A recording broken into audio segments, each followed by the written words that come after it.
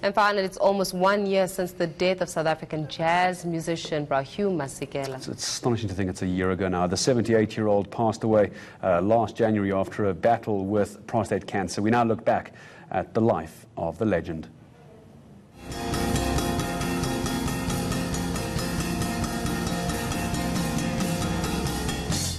The jazz giant died on the 23rd of January last year. His departure has left a tremendous gap in the music world. By watching him, he inspired me to change my performance and give it another dimension. Because when you looked at Hugh, when he was on stage, I mean, he was a miniature person.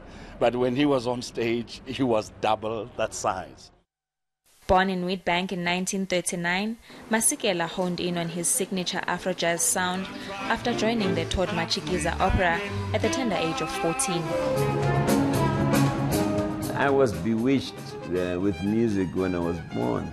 I used to get beaten up for singing at home. Tula, you know what I mean? Because I was just like music, but the teacher would be talking to me and I'd be looking at him, but inside I'd be hearing a song. Just a few years later, Masekela's life would change forever. He left South Africa and lived in exile for more than 3 decades. There's another part of my brother that a lot of people don't know, which is that he was very witty. You know, a lot of guys, you talk to them and they go, duh, duh, duh. My brother always had a quick, intelligent, and funny answer to everything.